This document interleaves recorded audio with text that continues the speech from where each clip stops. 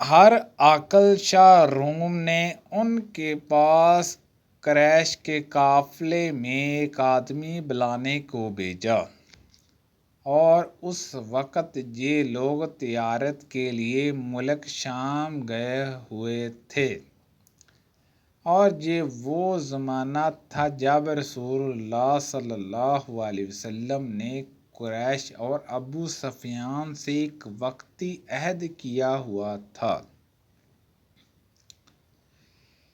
جب ابو سفیان اور دوسرے لوگ ہرقل کے پاس ایلیا پہنچے، جہاں ہرقل نے دربار طلب کیا تھا، اس کے گرد روم کے بڑے بڑے لوگ، علماء، وزراء اور امیر بیٹھے ہوئے تھے۔ ہرقل نے اس کو اپنے ترجمان کو بلوایا، پھر ان سے پوچھا کہ تم میں سے کون شخص مدعی رسالت کا زیادہ قریبی عزیز ہے؟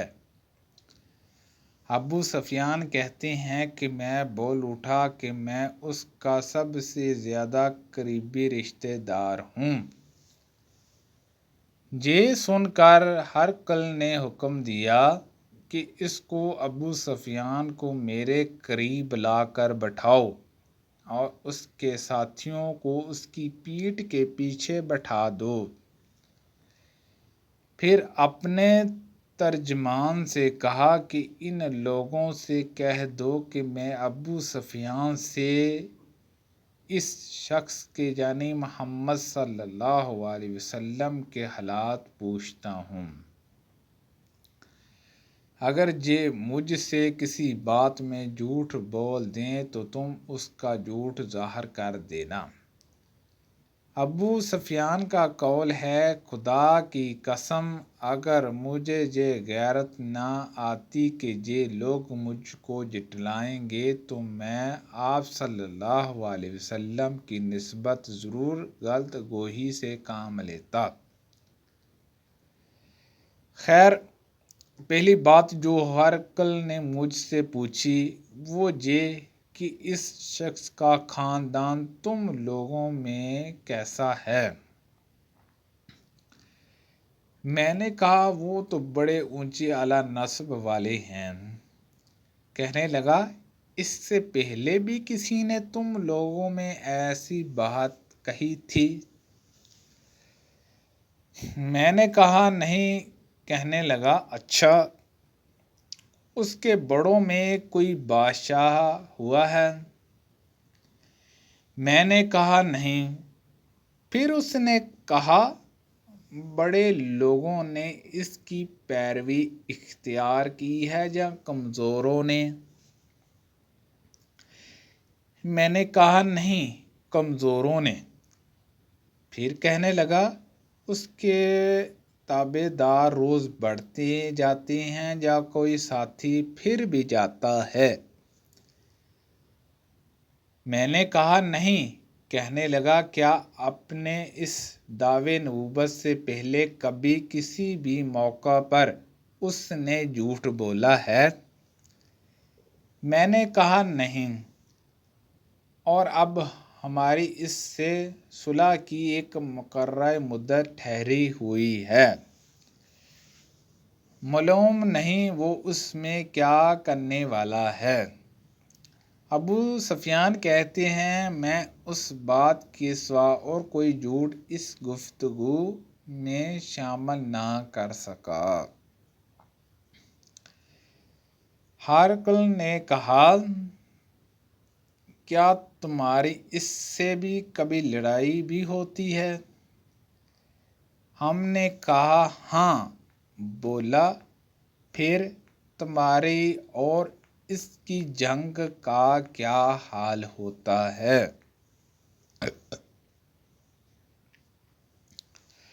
میں نے کہا، لڑائی ڈول کی طرح ہے، کبھی وہ ہم سے میدان جنگ جیت لیتے ہیں اور کبھی ہم ان سے جیت لیتے ہیں۔ ہرقل نے پوچھا، وہ تمہیں کس بات کا حکم دیتا ہے؟ میں نے کہا، وہ کہتا ہے کہ صرف ایک اللہ کی عبادت کرو، اس کا کوئی شریک نہ بناؤ، اور اپنے باپ دادا کی شرک کی باتیں چھوڑ دو، اور ہمیں نماز پڑھنے، سچ بولنے، پرہیزگاری، صلہ رحمی کا حکم دیتا ہے۔ یہ سب سن کر پھر ہرقل نے اپنے ترجمان سے کہا کہ ابو سفیان سے کہہ دیں کہ میں نے تم سے اس کا نسب پوچھا، تم نے کہا کہ وہ ہم میں اعلی نسب ہے، اور پیغمبر اپنی قوموں میں اعلیٰ نسب ہی بھیجے جایا کرتے ہیں۔ میں نے تم سے پوچھا کہ یہ بات تمہارے اندر اس سے پہلے کسی اور نے بھی کہی تھی؟ تو تم نے جواب دیا کہ نہیں۔ تب میں نے اپنے دل میں کہا کہ اگر یہ بات اس سے پہلے کسی نے کہی ہوتی تو میں سمجھتا کہ اس شخص نے بھی اسی بات کی تقلید کی ہے جو پہلے کہی جا چکی ہے۔ میں نے تم سے پوچھا کہ اس کے بڑوں میں کوئی بادشاہ بھی گزرا ہے؟ تم نے کہا کہ نہیں۔ تو میں نے دل میں کہا ان بزرگوں میں سے کوئی بادشاہ ہوا ہوگا تو کہہ دوں گا کہ وہ شخص اس بہانہ اپنے آباء و اجداد کی بادشاہیت اور ان کا ملک دوبارہ حاصل کرنا چاہتا ہے۔ اور میں نے تم سے پوچھا کہ اس بات کے کہنے یعنی پیغمبری کا دعویٰ کرنے سے پہلے تم نے کبھی اس کو دروغِ گوئی کا الزام لگایا ہے؟ تم نے کہا کہ نہیں۔ تو میں نے سمجھ لیا کہ جو شخص آدمیوں کے ساتھ دروغ گوئی سے بچے، وہ اللہ کے بارے میں کیسے جھوٹی بات کہہ سکتا ہے؟ اور میں نے تم سے پوچھا کہ بڑے لوگ اس کے پیرو ہوتے ہیں یا کمزور آدمی؟ تم نے کہا کمزوروں نے اس کی اتباع کی ہے۔ تو یہی لوگ پیغمبروں کے متبعین ہوتے ہیں۔ اور میں نے تم سے پوچھا کہ اس کے ساتھی بڑھ رہے ہیں یا کم ہو رہے ہیں؟ تم نے کہا کہ وہ بڑھ رہے ہیں، اور ایمان کی کیفیت یہی ہوتی ہے حتیٰ کہ وہ کامل ہو جاتا ہے۔ اور میں نے تم سے پوچھا کہ آیا کوئی شخص اس کے دین سے ناخوش ہو کر مرتد بھی ہو جاتا ہے؟ تم نے کہا نہیں۔ تو ایمان کی خاصیت بھی یہی ہے جن کے دلوں میں اس کی مسرت رچ بس جائے وہ اسے لوٹا نہیں کرتے۔ اور میں نے تم سے پوچھا کہ آیا وہ کبھی عہد شکنی کرتے ہیں؟ تم نے کہا نہیں۔ پیغمبروں کا یہی حال ہوتا ہے، وہ عہد کی خلاف ورزی نہیں کرتے۔ اور میں نے تم سے کہا کہ وہ تم سے کسی چیز کے لیے کہتے ہیں؟ تم نے کہا کہ وہ ہمیں حکم دیتے ہیں کہ اللہ کی عبادت کرو، اس کے ساتھ کسی کو شریک نہ ٹھہراؤ، اور تمہیں بتوں کی پرستش سے روکتے ہیں،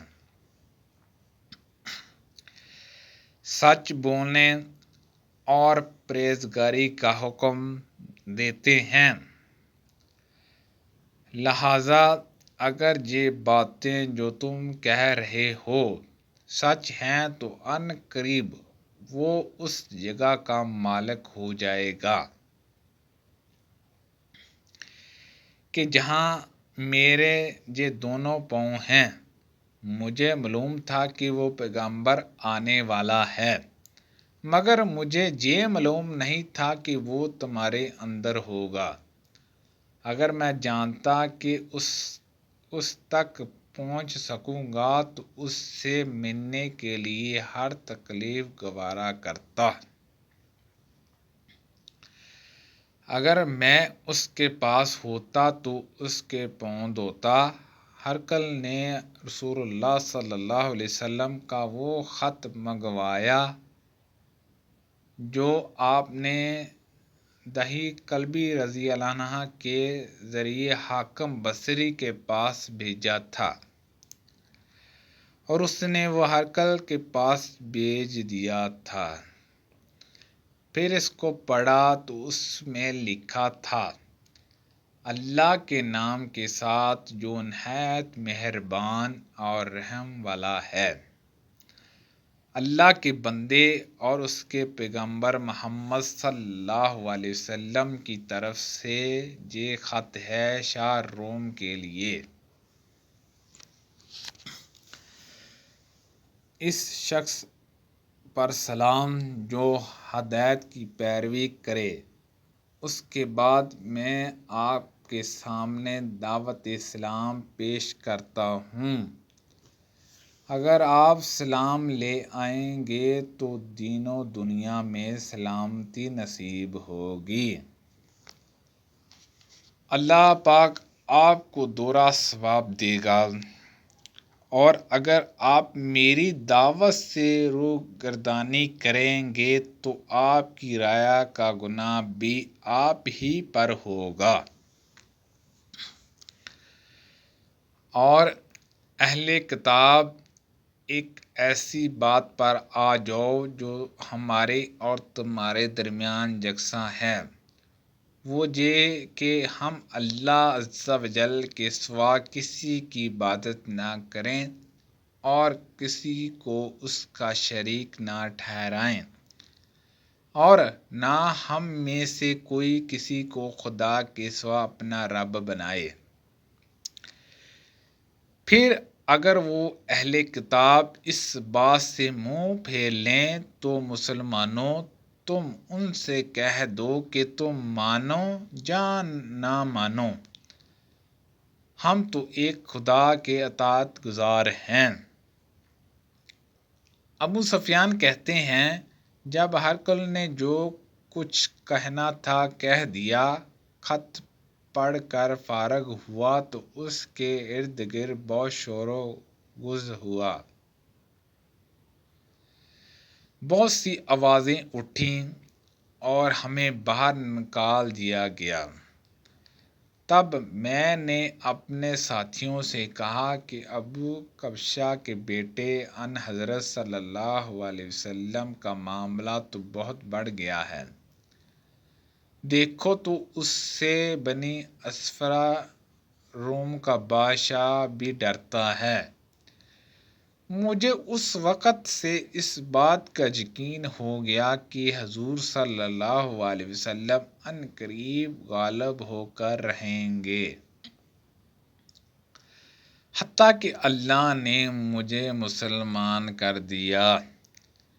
راوی کا بیان ہے کہ ابن ناطور ایلان کا حاکم ہرقل کا مصباح اور شام کے انصاری کا لاٹ پادری بیان کرتا تھا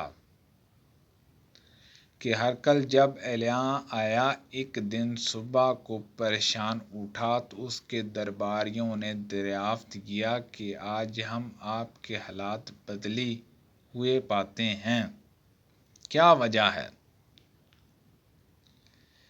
ابن ناطور کا بیان ہے کہ ہرقل نجومی تھا، علم نجوم میں وہ پوری مہارت رکھتا تھا۔ اس نے اپنے ہم نشینوں کو بتایا کہ میں نے آج رات ستاروں پر نظر ڈالی تو دیکھا کہ ختنہ کرنے والوں کا بادشاہ ہمارے ملک پر غالب آ گیا ہے۔ بھلا اس زمانے میں کون لوگ ختنہ کرتے ہیں؟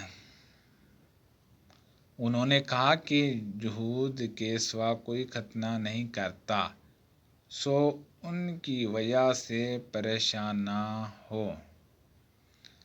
سلطنت کے تمام شہروں میں یہ حکم لکھ بھیجیں کہ وہاں جتنے یہودی ہوں سب قتل کر دیے جائیں۔ وہ لوگ انہی باتوں میں مشغول تھے کہ ہرقل کے پاس ایک آدمی لایا گیا جسے شاگان نے بھیجا تھا۔ اس نے رسول اللہ صلی اللہ علیہ وسلم کے حالات بیان کیے۔ جب ہرقل نے سارے حالات سن لیے تو کہا کہ جا کر دیکھو وہ ختنہ کیے ہوئے ہیں یا نہیں۔ انہوں نے اسے دیکھا تو بتلایا کہ وہ ختنہ کیا ہوا ہے۔ ہرقل نے جب اس شخص سے عرب کے بارے میں پوچھا تو اس نے بتلایا کہ وہ ختنہ کرتے ہیں۔ تب ہرقل نے کہا کہ یہی محمد صلی اللہ علیہ وسلم اس امت کے بادشاہ ہیں جو پیدا ہو چکے ہیں۔ پھر اس نے اپنے ایک دوست کو رومیہ خط لکھا اور وہ بھی علم نجوم میں ہرقل کی طرح ماہر تھا۔ پھر وہاں سے ہرقل حماس چلا گیا۔ ابھی حماس سے نکلا نہیں تھا کہ اس کے دوست کا خط اس کے جواب میں آ گیا۔ اس کی رائے بھی حضور صلی اللہ علیہ وسلم کے ظہور کے بارے میں ہرقل کے موقف تھی کہ محمد صلی اللہ علیہ وسلم واقعی پیغمبر ہیں۔ اس کے بعد ہرقل نے روم کے بڑے آدمیوں کو اپنے حماس کے محل میں طلب کیا اور اس کے حکم سے محل کے دروازے بند کر لیے گئے۔ پھر وہ اپنے خاص محل سے باہر آیا اور کہا، اے روم والو! کیا ہدایت اور کامیابی میں کچھ حصہ تمہارے لیے بھی ہے؟ اگر تم اپنی سلطنت کی بقا چاہتے ہو تو پھر اس نبی صلی اللہ علیہ وسلم کی بیعت کر لو اور مسلمان ہو جاؤ۔ یہ سننا تھا کہ پھر وہ لوگ وحشی گدھوں کی طرح دروازوں کی طرف دوڑے مگر انہیں بند پایا۔ آخر جب ہرقل نے اس بات سے ان کی یہ نفرت دیکھی اور ان کے ایمان لانے سے مایوس ہو گیا تو کہنے لگا، ان لوگوں کو میرے پاس لاؤ۔ جب وہ دوبارہ آئے تو اس نے کہا، میں نے جو بات کہی تھی اس سے تمہاری دینی پختگی کی آزمائش مقصود تھی، سو وہ میں نے دیکھ لی۔ تب یہ بات سن کر وہ سب کے سب اس کے سامنے سجدے میں گر پڑے اور اس سے خوش ہو گئے۔ بالآخر ہرقل کی آخری حالت یہی رہی۔ ابو عبداللہ کہتے ہیں کہ اس حدیث کو صالح بن کیسان، یونس اور معمر نے ابن زہری سے روایت کیا ہے۔ اللہ پاک ہم سب کو نبی پاک صلی اللہ علیہ وسلم کی پیاری پیاری حدیثوں پر عمل کرنے، اس کو سمجھنے، اس پر عمل کرنے کی توفیق عطا فرمائے۔ مجھ میں اس حدیث کو پڑھنے میں غلطی کوتاہی ہو گئی ہو تو معاف کر دینا۔ اللہ پاک ہم سب کا حامی و ناصر و آمین بجاہ نبی الامین صلی اللہ علیہ وسلم۔